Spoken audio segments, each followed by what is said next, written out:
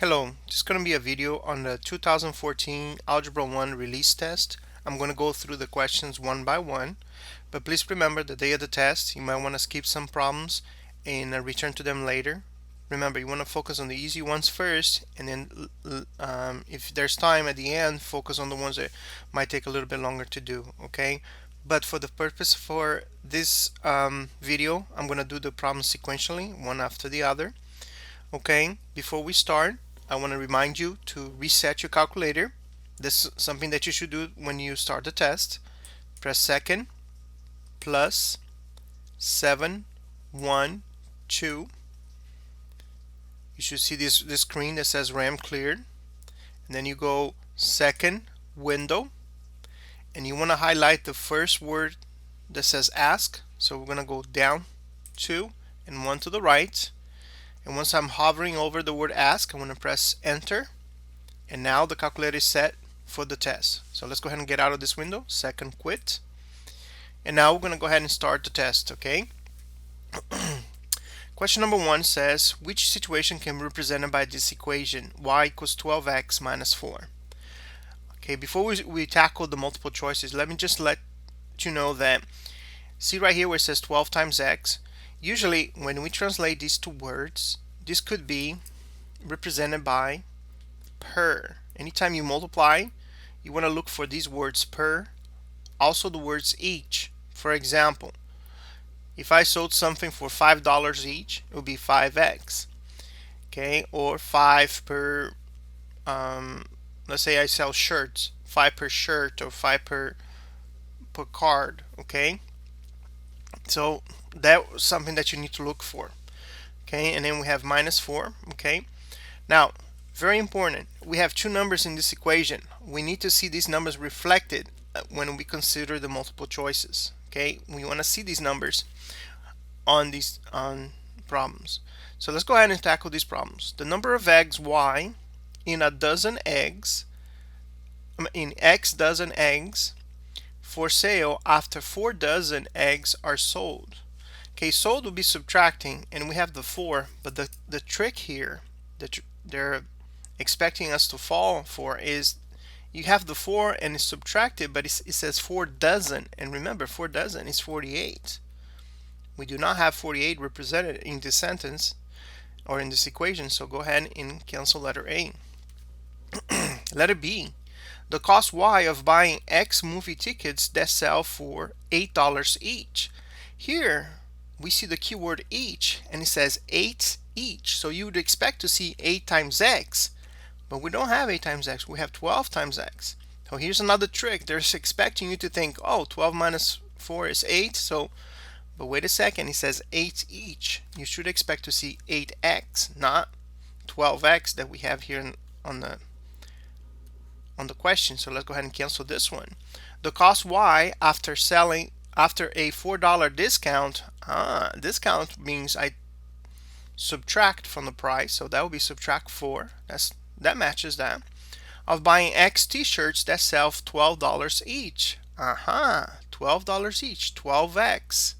So here we have 12x, and we have a discount, which is subtract 4. Alright, this is looking very good. Letter C is promising. Okay, as always, check every multiple choice. Okay, and is another way to make sure that you're getting the right answer. Okay, the number of inches y in an x foot tall tree after cutting off 4 feet. Okay, cutting off 4 feet would be minus 4. The only problem is I don't see the 12 represented in the sentence. So we don't have the number 12, so that means this is wrong. So the only one that has 12 times something, subtract 4, would be letter C. So we know that the answer is letter C. Okay, let's go ahead and go to number 2. Okay, this is going to be question number 2, and off the bat I see that it has to do with a scatter plot. Usually the scatter plot comes in 3 forms. One of the forms could be there's no correlation, so basically the points are all over the place with no real pattern arising. Okay, another scatter plot that you could have is something that has a little bit of a relation. For example, these points are still scattered, but um, there is a little bit of a relationship between the numbers, because the more you go to the right, the lower the points are. So in this case, I could draw a line of approximation to like come close to close to the points. Okay, so if you notice here, this line would approximate these points, because here's some points above, here's the some points underneath, so that would be a good line of approximation. Also, we would describe this as a negative correlation, because the line is going down, basically has a negative slope. On this graph here that they gave to us in this question, it does have a little bit of correlation. That means you can draw a line of approximation. So I would start at the 0 mark here, and then I would move. You can use this with a ruler or a pencil, or just eyeball it with your eye. Basically trying to imagine a line, and you want to make sure that the line is balanced. That means the numbers on top of the line is pretty much close to the numbers on the bottom. Okay, so if you notice right here, this would be a bad line of approximation, because the numbers underneath the lines are much more than the numbers on top. So what do? I will lower the line a little bit. That's a little bit better. Right now I have what, 5 points above, and I have what, 1 2 3 4 5 6 7 points below. So what I'm going to do, I'm going to keep moving down. All right, here I have what, 6 below and 6 below too. So I think this will be a good place to put my line approximation. So I'm going to go ahead and drop my line approximation right there. So if you notice, you have 1 2 3 4 5 6 points, and 1 2 3 4 5 6 7 points above. Okay. All right, so this would be a good line of approximation. Okay, and we also would describe this as a positive correlation. All right, so let's tackle this problem. Let's suppose I'm looking at this problem on the STAR test. Always, what I like to do is focus on the question. So right there is my question mark. So let's read this question. Based on the trend in the data, approximately how many free throws would the player be expected to make if he attempted 65th free throw? So right there on the question, there's an important piece of information, which is 60. And by reading this question, I know that it has to do something with basketball, because they're talking about free throws and a player. So as I take a closer look at the graph, I see that the title is free throws. On the x-axis, it has free throws attempted. So that means how many shots I tried to make. And here would be free throws made. So how many of those shots that I tried, how many did I actually went into the basket? All right, and the question is, if I make 60 attempts, how many baskets would I make? Well, the multiple choices are the following: 50, 35, 25, and 60. So what I would do is plot these points on the graph. So let me go ahead and plot these. Let's say number 50. So 50 would be right over here. And then we have 35, which would be right over here. Then we have 25, which would be right over here. And then we have number 60, which will be over here. So basically we have 4 points right there, and we're asking which one of these would be the best approximation based on this data. And if you notice here, by drawing the line of approximation, we see the closest point of the 4 red ones. And let me make the red points a little bit bigger so you can see it. Okay, much better on the video. So here's my first point, second one, here's the third one, and the fourth one. Okay, actually this is 60 is letter J, this is letter F, this is letter G, and this is letter H. Okay, if you notice right here, this point here is the best approximation, which would be letter G, sorry. Okay, so that's how we would approach this problem. Okay, all right, let's go ahead and proceed for the next problem. Okay, this is going to be question number 3, and question number 3 says, which table shows the same rate of change of y with respect to x as y equals 4 minus 5/8x. So basically I have an equation right here, and one of the keywords in this question is rate of change. Rate of change is the same thing as slope. Okay, and the equation is the equation of a line because it's in the format of y equals mx plus b. So with that, we know that the slope they're talking about is negative 5/8. Okay, off the bat, because this is a negative slope, in other words, a negative rate of change, that means the numbers of y should be decreasing as the numbers of x increase. Okay, so if you notice this table here, the numbers of x is increasing. Is the number of y decreasing? No, they're not. They're getting bigger. So that means letter A off the bat is not right. Over here, the numbers of x are increasing. The numbers of y are decreasing. That's a possibility. Letter C, the numbers of x are increasing. The numbers of y are decreasing. That's a possibility. And the last one here is increasing, and this one is decreasing. So that means right now, just by looking at the slope, that the slope is a negative slope or a negative rate of change, I know the letter A is not correct. Now, one of the definitions of slope is slope equals the change of y, so y2 minus y1 divided by x2 minus x1. So in other words, if I take two y values and subtract and divide that by the subtraction of two corresponding x values, I would get the slope. Okay, so with that in mind, let's go to the table and let's say I pick two values. Okay, so let's say I pick this row, this rows right here and this rows right here. So let's pick the y values. I will do 10.4 minus 0.8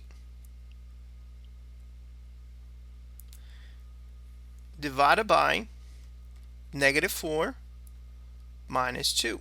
So if you notice, I take this minus 0.8 and then I do the same, the corresponding x value, negative 4 minus 2, and now let's do the subtraction. Okay, we have a calculator here, so let's do 10.4 minus 0.8. It would be 9.6.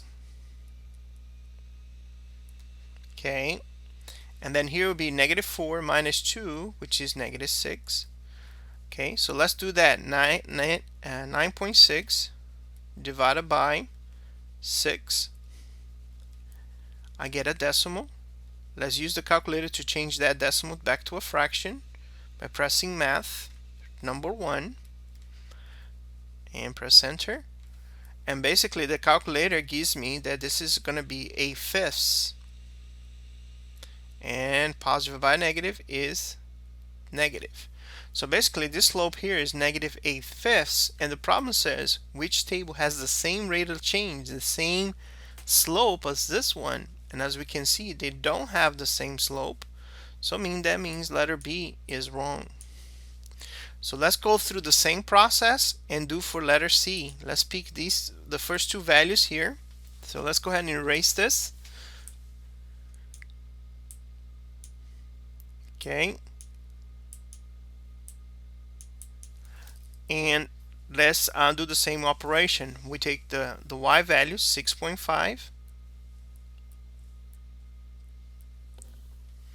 minus 2.75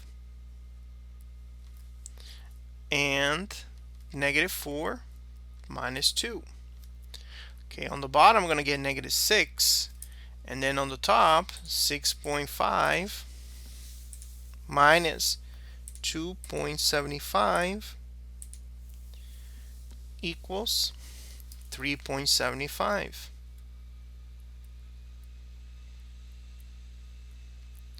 Let's divide that. 3.75 divided by 6 is going to give me 0.625. Let's change that back to a fraction by pressing math, number 1, and the calculator gives me 5/8.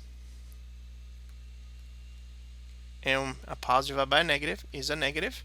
And look at this, the slope matches.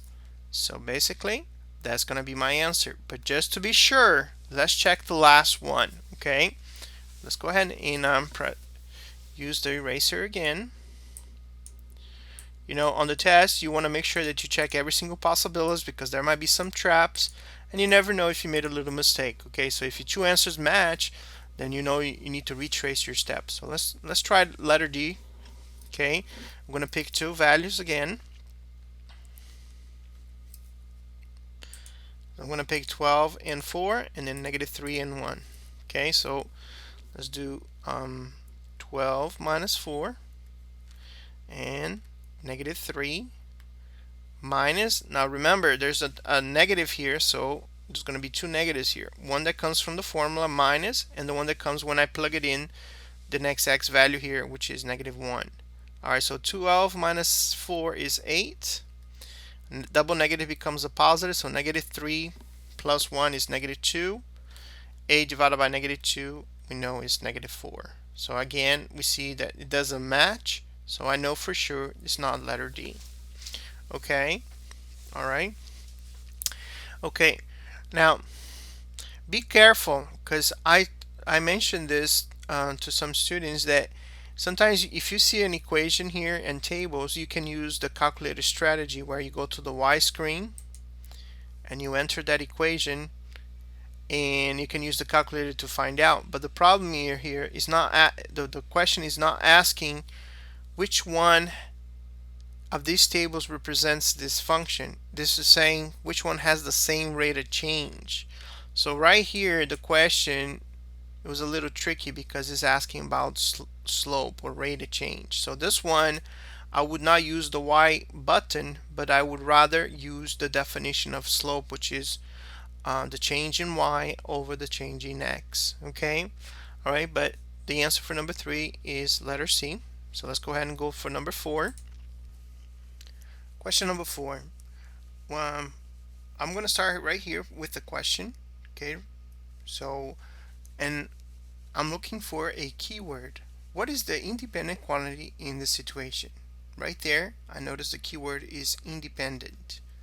Okay, so before I read anything, I focused on the question and then highlighted the keyword. The keyword here is independent. And here's some things that you need to remember about independent, and also you might see dependent. Okay, if you ever see the word independent, you need to remember that is going to be the letter with numbers around, and the word dependent is going to be the letter by itself, or in other words, the letter that doesn't have any numbers around. So let's look at some examples here. Okay, so let's say I have this formula, y equals 2x minus 5. The letter x would be the independent because it has numbers around, and the letter y would be the one that is by itself. So this would be the dependent, letter y would be the dependent, and the letter x would be the independent. Okay, remember, independent has numbers around, dependent has no numbers around. Okay, let's try another one. Let's say I have c equals 14 minus or plus 2m. Okay, letter m would be the independent because it has numbers around, and letter c would be the dependent because it has no numbers around. Okay, so letter m is the independent because it has numbers around, and letter c would be the dependent because it's the one by itself. Okay, now that we have that in mind, let's tackle the problem. Okay, a teacher will determine the total number of books to order by a class using the function b of n equals 4n, where n represents the number of students in the classroom. So the question is giving us a function b of n, okay, and the question is telling us that n is the number of students.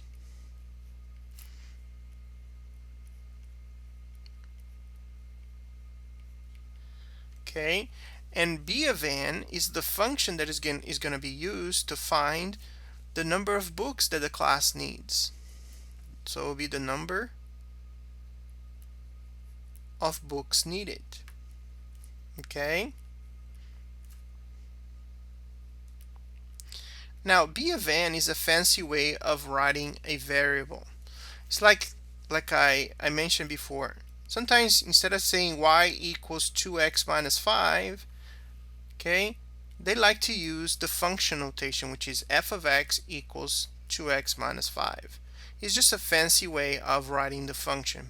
But remember that you can replace this with a variable y, 2 of x minus 5. Okay, so same thing here.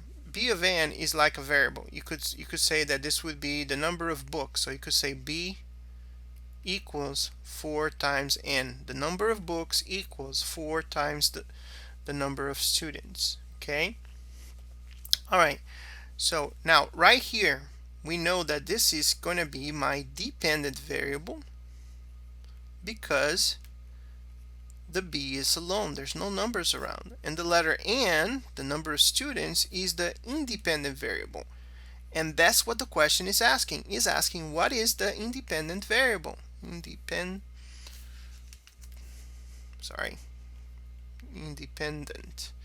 variable. Okay, so right there, that's what we're looking for. So independent represents the number of students. So let's see the multiple choice. The number of students in the class, yeah, that's what we want. The number of books, nope, that's the dependent. The number of books each student needs, nope, not here. Yes, it is here. It's letter F. The right answer is letter F. All right, so go ahead and please remember independent and dependent. Independent is the letter with numbers around. Dependent is the letter by itself. Okay, let's go ahead and tackle question number 5. Okay, remember we're going to look at the question mark. Based on the graph, between which two values of x is a 0 of g located? Okay, here's a keyword, 0. Remember, anytime you see a quadratic, and this is a quadratic function because there is a parabola, it's basically a smiley face. Usually a quadratic can come as a smiley face or a sad face. Okay, also by reading the beginning of the question, it says quadratic function there. Okay, but again, if you see a quadratic and you see the word 0, okay, 0 is the same thing as solution, and it's just another name. Is also the same thing as roots, and the most importantly is the same thing as x-intercept. So basically what this problem is saying is that, let me erase this kind of bad handwriting there, sorry. Intercept, there we go. Okay, this is what you need to remember. 0, solution, roots means all the same thing, means x-intercept. And on this graph I can see that I have 2 x-intercept.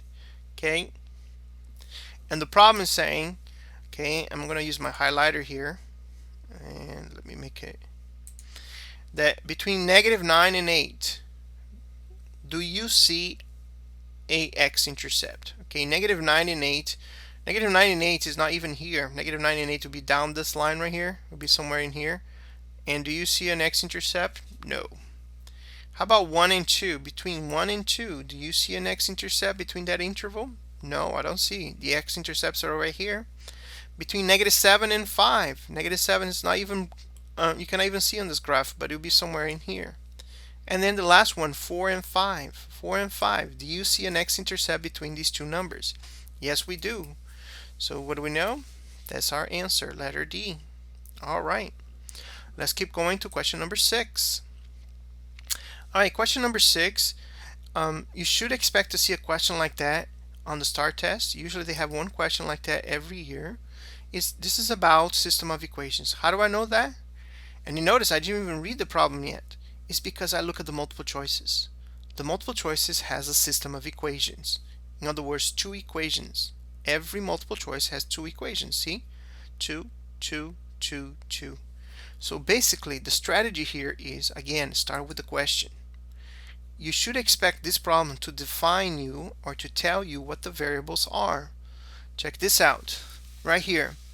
Okay, the question starts here. Which system of equations can be used to determine letter F? And it tells you letter F is the number of 4 credit classes the student can take to complete her degree. And letter H is the number of 3 credit classes.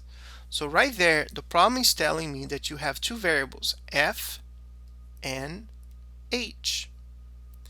And the number associated with letter F is going to be 4. And the number associated with letter H will be 3. Okay, so right there, one of the equations should be like this, 4F plus 3H. So as I look at the first multiple choice, I notice that this is wrong. And so is this one. The only one that has 4F plus 3H is the last two multiple choices. So off the bat, I can go ahead and eliminate the first two multiple choices. And my question then is, which of these two is going to be my answer? And here's the thing that you need to do now. Usually on these questions, you're going to have one question that has to do with value, how much something is worth, and the other one's going to have to do with quantity. Okay? All right? And basically, the one that has quantity will have no numbers in front. And basically, that's what's happening here. Okay? So the ones that has to do with value will have the values that they gave you. 4 credits for the classes that is F, and 3 credits for the class that is H. Now let's read the problem. We should see two other numbers in this question, 11 and 40. A college student needs 11 classes that are worth a total 40 credits. So we have the number 11 and number 40. Question is, which one here is representing value, how much something is worth? Well, the problem tells you that they are worth a total of 40 credits. Well, then 40 would be the value, and the number 11 would be the quantity, how many classes we're taking. So with that, we know for sure that is letter J. Okay? So remember, when you see multiple choices that have system of equations, start by looking at the question, underline what the information they're giving. Here they're giving me letter F is 4 credit classes, letter H is 3 credit classes. Start writing your equation, F plus H. But what number goes with F? 4. What number goes with H? 3. And then ask you, and that means now you're going to start reading the rest of the question. The problem usually gives you two numbers, 11 and 40. Which of these two numbers represents value? In this case would be number 40. Okay, so let's go ahead and go to number 6. Okay, problem number 7. Problem number 7, the question says, if this new relationship is graphed on the same coordinate grid, which statement is true? Okay, talks about a new relationship, so it will be important to us to read the whole thing to really understand what the old relationship is compared to the new one that's supposed to be developed. So let's read. The graph shows the time it took a worker to package 16 bottles of shampoo. So here is a picture, and it shows here that as the minutes goes by, he produced so many numbers of bottles. Okay. The next day, 2 workers packaged twice the number of bottle shampoos in the same amount of time. So that means in this graph, it shows that in the first 5 minutes, the person produced 2 bottles. Okay, so basically, this graph is producing, it has a certain slope, but now it's going to have a new slope, a new rate of change, because now instead of 2 bottles, they're going to do twice as much in 5 minutes. Okay, so basically instead of going up over 1, now we're going to go up 2 over 1, up 2 over 1, up 2 over 1, up 2 over 1, and so forth. So with that, we can produce a new graph or a new line. Okay, so basically that's what's going to happen the next day. They're going to produce the bottles much faster. Okay, Now here's the question: which statement is true? The new graph would have a y-intercept at 80. Okay, let me go ahead and draw a line over here. Okay, so basically the graph would start here at 0, and we would have that. And the first multiple choice says that the new y-intercept would be at 80, but if we notice, they both have y-intercept as 0, so that statement is false. So let's go ahead and cancel letter A because that's false. The new graph would be steeper than the original one, and that is true. This slope here, the new slope, is much steeper than the previous one. Remember, let me draw a line over here.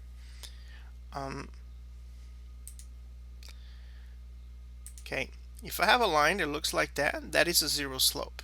The more I move away from 0, or the higher it gets, the steeper the line is. Same way on the other direction. The more I move away from 0, the steeper the line is. Okay, so the new graph would be steeper than the original one. That makes sense. Okay, so that is a valid one. So I'm going to put that as one of my possibilities. Okay, because remember, check every multiple choice. The new graph would be less steep. Well, we decided that it would be steeper, so that this one is false. So let's go ahead and cancel letter C. The new graph would have a y-intercept of 8. Again, we noticed that the y-intercept is going to still be a 0, so we know for sure that letter B is going to be our answer. All right, let's go ahead and proceed for number 8. Number 8, the question says, if the perimeter of this figure is 78 centimeters, what's the value of x? Okay, the key word in the question is perimeter. Also, anytime you see a number in the question, make sure you underline that because that's an important information. Okay, and the problem is saying, what is the value of x? So in other words, these are the values of x. Okay, all right, first thing I notice is perimeter. Perimeter means the sum of all the sides. So what I'm going to do is I'm going to add all these sides over here. So I'm going to do 2x minus 3 plus 2x minus 3 plus 12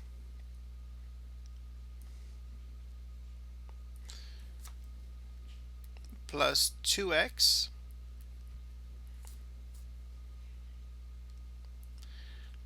plus x squared.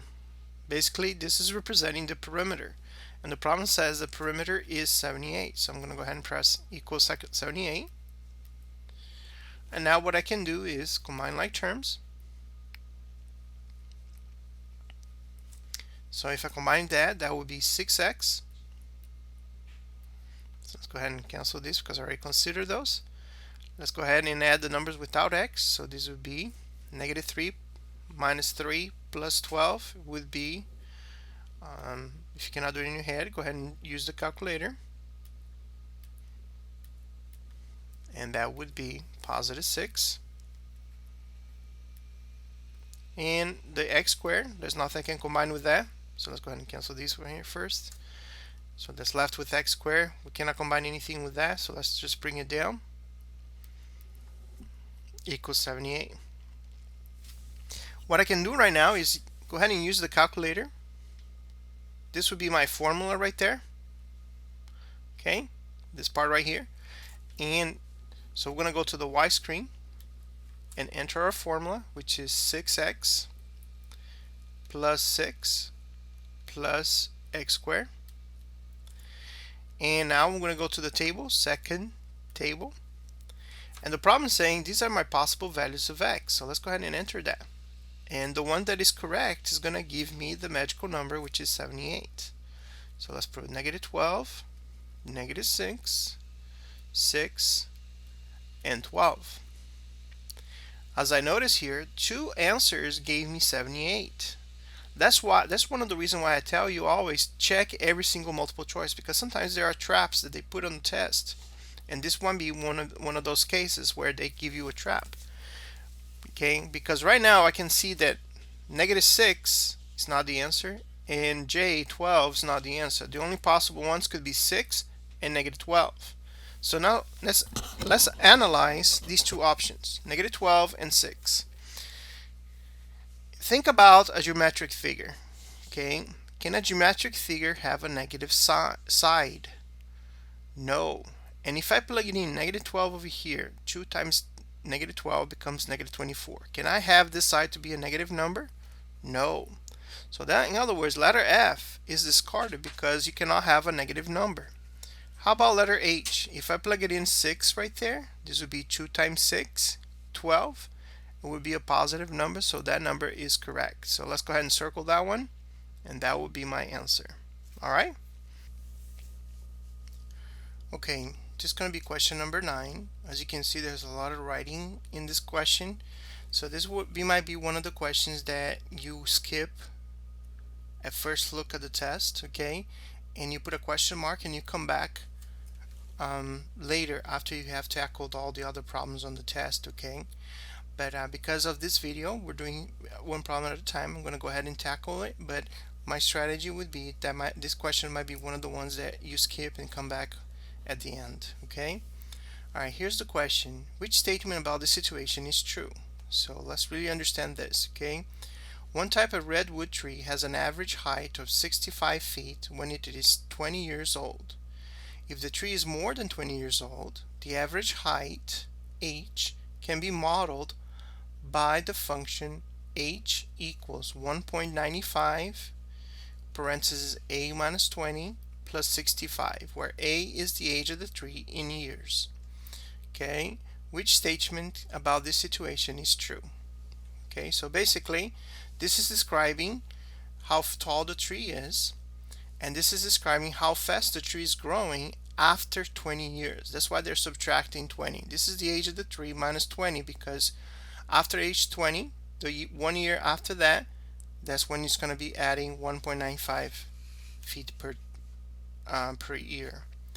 Alright, so let's consider the multiple choices. Every additional 1.9 feet of length over 20 years adds 45 years to the age of this tree. If you notice, there's no 45 in this problem, so I would go ahead and cancel this one because of the 45 there. Okay. Letter B. For this type of wood, the average height increases 1.95 feet per year throughout its lifetime. The problem here says throughout its lifetime. The problem says that this function only works after 20 years. After 20 years, that's when the trees start growing 1.95. Okay. All right. So because of that, I can cancel letter B. Next one, each additional year of age over 20 years adds 1.95 feet to the average height of this type of wood. This is correct. After 20 years, the tree grows 1.95 to the original height. In this case, it would be the 65. Okay, so this would be a possibility. And letter D, for this type of redwood tree, the average height increases by 65 for every 20 years. Okay, that is incorrect. Okay, because the tree does not grow 65 feet for every 20 years. Okay, so the correct answer would be letter C. All right. All right. As you can see, this question it takes a lot of interpreting, and that might be something that take away your time. So this is a question that I would recommend that you put a question mark, move on. Don't worry that you're skipping one question. You don't have to get all the questions right on the test. And then come back at the end when you have already tackled all the other questions, and then you can try this one, because this is going to be more intensive as far as your attention, and you have to understand. Okay, so let's go ahead and go to question number 10. Question number 10, the question is right here. Remember, the question is, what is the domain of F? Okay, the key word here is domain. Okay, some students, when they see this domain of F, think about this. This is the F. No, domain of F is this. This is your function. This is F. Okay, the function has x and y, but sometimes instead of y we call it f of x. So don't be thrown off by the word f over here, because that's what some students fall for. Okay, remember, domain means x. The x is right here. Here's your x. All you have to do is figure out which one of these has these numbers. The letter is f. All right, so be careful with this of f. Okay, all right, remember the f of x is y, this is x, and this whole thing is the function f. Okay, so just want to be clear on that, because I've seen examples where this f can cause a problem. Okay, so all right, let's go on to the next one. Okay, this is question number 11. Question number 11 has to do with a system of equations. System of equation means you have you have two or more equations. In this case, we have two equations right here. And the question says, what is the value of x in the solution to the system of equations? The most important keyword here is we're looking for the value of x. So that means we want to get rid of the y and get the x alone. If you notice here, one of the ways we approach and solve system of equations is by canceling these letters, but negative 12 plus 9 do not cancel. They will give you negative 3. So what we want to do is change this equation so the numbers in front of the y would be the same and the signs would be different, so that way they would cancel. How do we do that? What we're going to do is we're going to multiply both equations by a number. And how do we choose this number? The following way. Okay, the number in front of the y here is a 9, so I'm going to put that 9 right over here. In front of the y here is a 12, so I'm going to put a 12 right there. And let's see what happens if I multiply by these numbers. 15 times 9. Okay, so 15 times 9 is going to give me 135. So let's go ahead and write over here 135x. And then 12 times 9.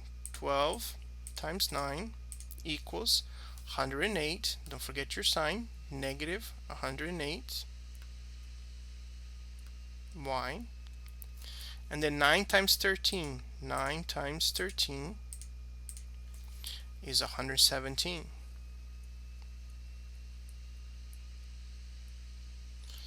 All right, let's do the next one, which is 30 times 12. So 30 times 12 is 360. So 360x.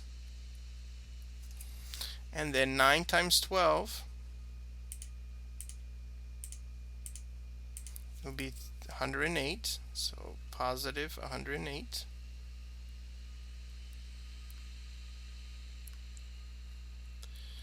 And then 4 times 12 is 48. So right now what we have here is negative 108 plus 108. They're going to cancel, and that's exactly what we wanted to do. Because notice, the problem says, what is the value of x? We want to keep the x. What we want to get rid of is the y. So in order to get rid of the y, they need to be able to cancel. They don't cancel right here. So what did I did?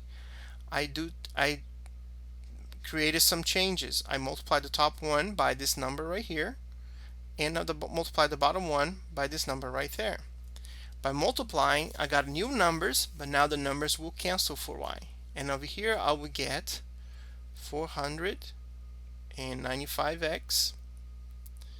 Basically, I'm adding these two. And on the other side here, 117 plus 48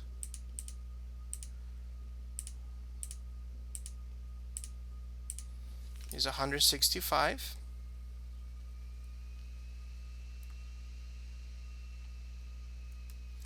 I'm going to divide both sides by 495.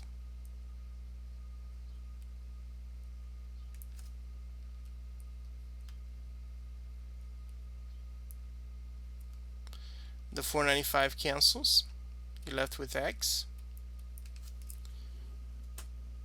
165 divided by 495 equals 0.3333. So we're going to change it back to a fraction. So math 1, and that gives me x equals 1/3. So there we go. Now, this means my answer is letter B, 1/3, and that's the answer for my problem. Please be careful. Please always underline the keyword. In this case here, the keyword was value of x. Okay, maybe the new test will have value of y. It all depends on the test, so please be careful. If it says value of x, that means you want to get rid of the y and solve for x.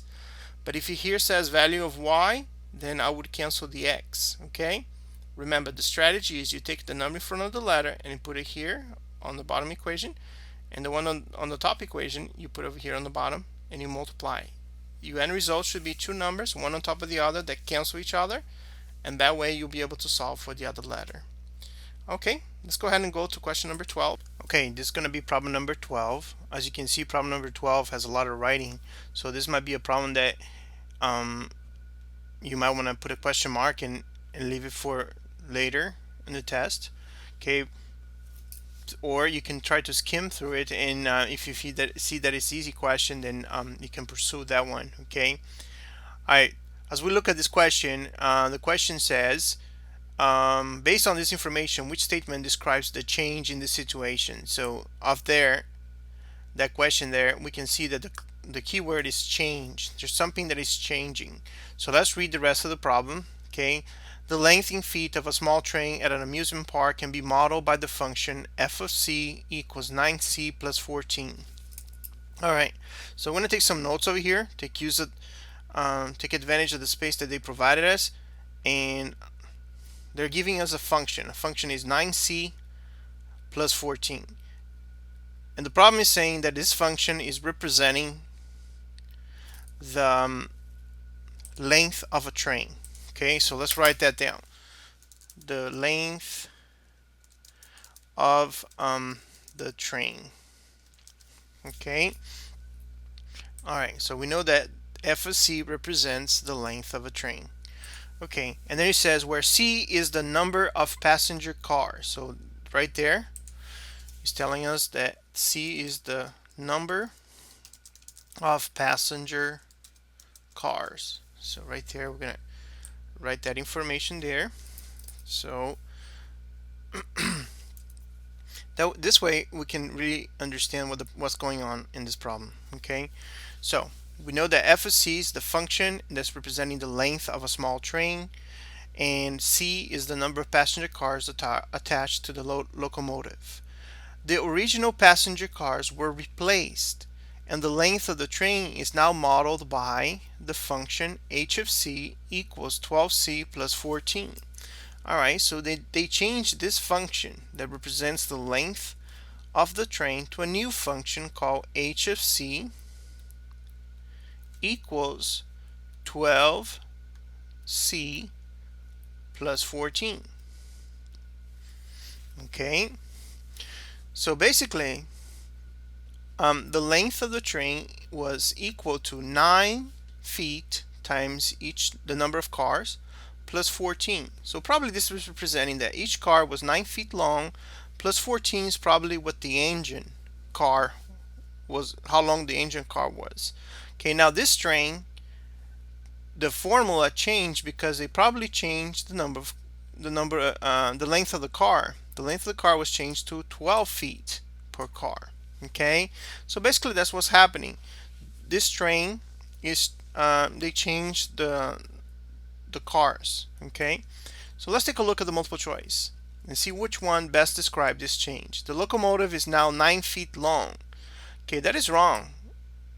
The locomotive is not 9 feet long. What was 9 feet is probably how long each car was. Okay, and so that is wrong. The locomotive is now 12 feet. No, 12 feet is probably what one car is. Okay, the locomotive is much bigger than that. And each car now is 9 feet long, and the length of the locomotive remained the same. Okay, 9 feet was the original equation. The new equation is 12. So right there we can see the last multiple choice must be the right one. Each passenger car is now 12 feet long, and the length of the locomotive remains the same. So that is the right one. Okay. All right. So let's go on to the next question. Question number 13. Question number 13. The question says, if 1 is a solution to g of x equals 0, what is the other solution? Okay, here's the thing that you need to remember about solution. Solution is the same thing as x-intercept. Okay, so anytime you see the word solution, think about x-intercept. Okay. Okay, another name for x-intercept and solution are zeros and roots. Okay, so but in this case they're using the word solution, and we know that that means the same thing as x-intercept. And x-intercept, basically, if I had a graph, for example, let's say I had a graph right here, okay, and let's say I had a line, okay, that touch, whoops, suppose I had a line right there. This would be my x-intercept. And one of the characteristics about the x-intercept is that every x-intercept, the y-coordinate is 0. Okay, so let's say here I have another graph. Okay, so let me make another graph here. So let's say I had a quadratic. Okay, quadratic looks like a U or a smiley face. So how many x-intercepts I have here? I have 2. Okay, and one of the things that they have in common is that the y-intercept is 0. Okay. Well, what this problem is saying is if 1 is a solution of g of x equals 0, so basically they're saying that 1 is one of the x-intercepts. The question is, what is the other solution? What's the other x-intercept? Okay, and that's where the table comes into play. Remember, this is x and this is y. On the table, I have x and y. Where does the 0 appear? Appears right here. So that means my x-intercept must be 3, 0. And that means letter B is my answer. All right, let's go on to the next question. All right. Okay, this is question number 14. A student bought concert tickets online. The total cost C in dollars of T tickets can be found using the function. Okay, so the problem here gives me an equation. And remember to really focus on the question. If the student spent a total of $83 on tickets, how many tickets did he buy? So in this problem here, they gave me an equation. Okay, 2450 T plus 950.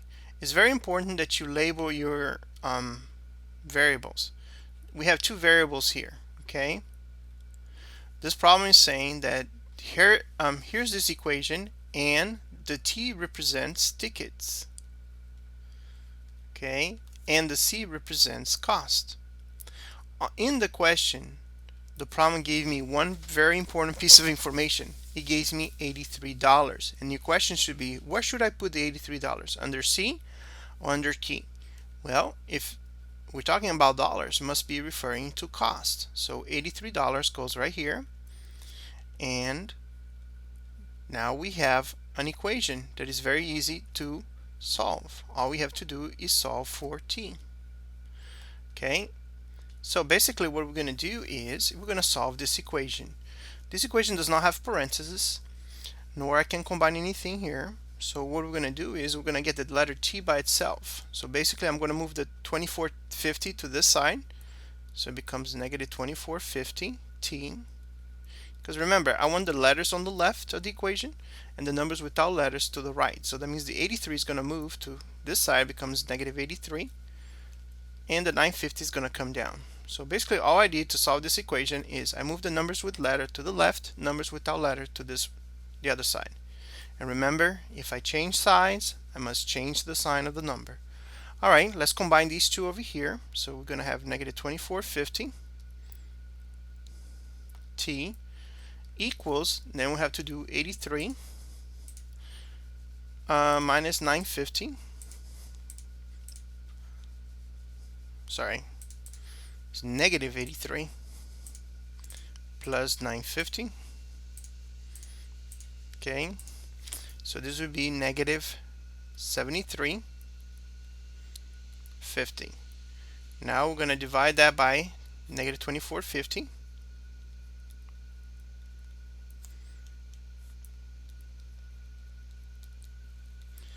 And on this side, the negative goes away because they cancel. The 2450 goes away because they cancel. I'm left with the letter T alone.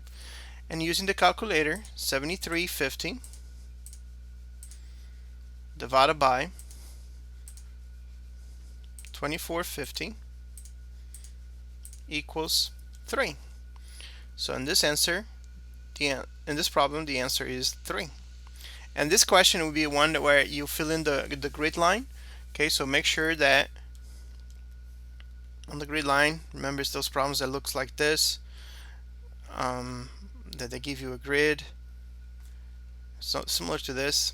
Okay, and basically the first box you need to bubble in the positive sign, and the second one you're gonna have to bubble in 3. Okay, the very top one line you can write the number, so when you bubble in, it helps you bubble in. Okay, so this problem is one that doesn't have multiple choice, but as you can see, it was a very simple equation. So don't think because just because the question doesn't have a multiple choice is going to be a hard question. This question was very easy. Okay, all you have to do is plug it in and solve the equation. All right, let's go to question number 15. Question number 15 says, which graph represents an inequality negative 2x plus 3y greater than 12? Okay, remember this one you need to get the y alone. Okay, but before we do that, off the bat we can cancel two multiple choices just by looking at an inequality sign. The inequality sign does not have a dash, so that means that my line when I draw this graph is going to be a dash line. Okay, so the only multiple choices that have dash lines is A and C. So off the bat I can eliminate letter B and letter D. Okay, now what I can do is focus my attention on this inequality and solve for y. So what I'm going to do here is I'm going to create some white space so I can write. Okay, so just give me a second here. So here we go. Here's some white space, and let me copy this inequality down here, and basically I want to get the letter y by itself. So to do that, I'm going to have to move the numbers.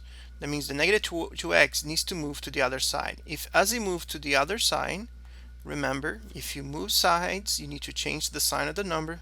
And since this is a negative number, when it moves to this side, it becomes a positive 2x. And the 12, you bring it down. And now we're going to divide both sides by 3. And then you ask yourself, can I divide 2 by 3 and get a whole number? Okay, you can always use the calculator. 2 divided by 3 gives me a decimal. Go ahead and press math and press number 1 to change that decimal back into a fraction. And if it's possible to reduce the fraction, the calculator will let us know.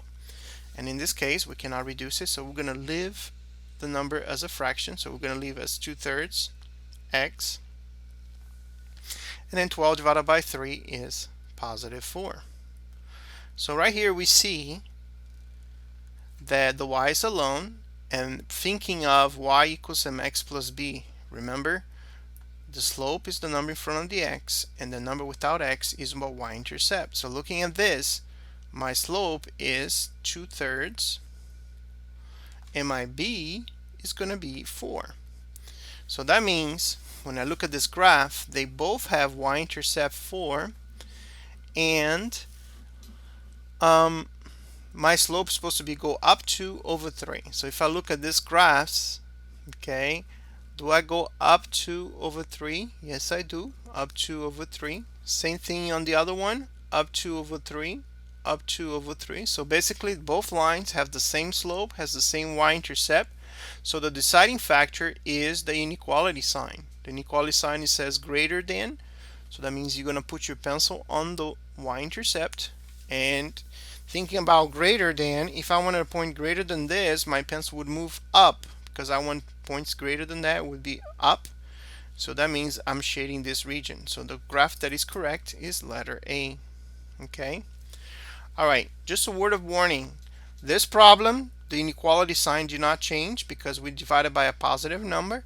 But on the new test, maybe they're going to tweak a little bit and maybe divide it by a negative number. Remember, if you divide an inequality by a negative number, you need to flip. So be on the watch out for that, when to flip and when not to flip. Okay. All right. All right. We're going to go on to the next question then. Question number 16. Okay. Which statement about the quadratic parent function is true? Okay. Let's talk about the quadratic parent function. What is the quadratic parent function? The quadratic parent function is y equals x squared. Okay, if you want, we can graph here on the calculator to take a look at it. Okay, whoops, let me clear here. Press y, x squared. I'm going to press graph. This is what the quadratic parent function looks like. Okay, its graph is symmetric about the x-axis. What is symmetrical? Symmetrical means that if it's one side looks like the other. If you look at that graph right there on the calculator, the quadratic equation is symmetrical, in meaning that this line right here, the y-axis, acts like a mirror because this is a reflection. I know my graph is not very perfect, but here on the calculator you can see that the y-axis acts as a mirror because this side is the mirror image of the other side. Okay, so basically the graph is symmetrical about the y-axis, not the x-axis. Okay, so that means this letter F is wrong. Letter G is the very opposite. It says the graph is symmetrical about the y-axis. That is correct. Now let's be literal and check everything. Okay, letter H, its domain is the set of all negative number. If you notice, the domain of a quadratic starts on the negative and goes all the way to the positive side. So it's not, I'm sorry, so it includes negatives and positives, and here it says all non-negative numbers. So basically this multiple choice is saying that the domain is only positive numbers. That's not true, because domain also includes the negative numbers. Remember, domain is talking about x values, and like if you recall, when we do domains with a graph, we draw a let's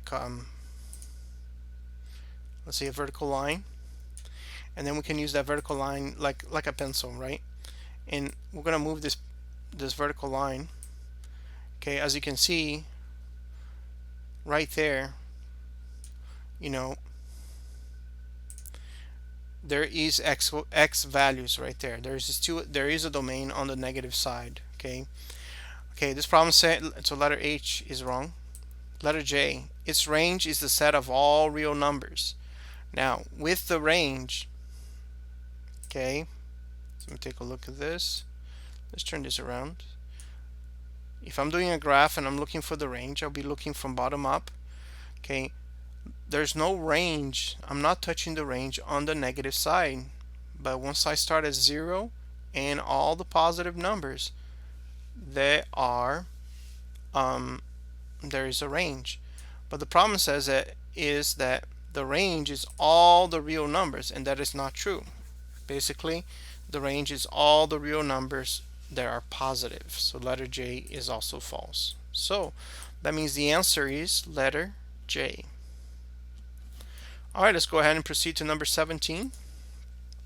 Alright, the question of this problem says, what does the x-intercept of the graph represent? Okay, x-intercept is this guy right here. Okay, so let's take a look at this problem here. Okay, the graph shows the relationship between the number of cookies a presenter at a convention had left to give away and the number of presentations she made. So here's the number of cookies left, and here's the presentations made. So basically at the beginning, when beginning of the day, when she hadn't made any presentations, she had 180 cookies. After the first presentation, they ate some cookies, and so she had less cookies available. And then the next presentation, and that makes sense. As the presentation occurred, more and more people ate the cookies, so she had less cookies left. To eventually, after the fifth, or on the sixth presentation, sorry, she actually ran out of cookies. Okay, so now we have basically an idea of what we're looking at. Let's consider the multiple choices now. The number of cookies the presenter had before making any presentations. Is that what the x-intercept represents? No, this is how much cookies she had left at the end, or when she ran out of cookies. So the x-intercept does not represent letter A. The maximum number of cookies the presenter gave away during every presentation. Nope. The number of presentations the presenter made per hour. Okay, nope. And the maximum number of presentations the presenter made before running out of cookies. Yes, this is the maximum number of presentations she made. She made 6 presentations when she ran out of cookies. So that would be letter D. Okay. So again, here's another question where we talked about x-intercept. Remember before we talked about a question that talked about solution. That is x-intercept. Okay. All right. This concludes the segment of the video. So if you want to watch more of the video, go ahead and proceed to the next video in the website. Thank you very much for your time and have a great day.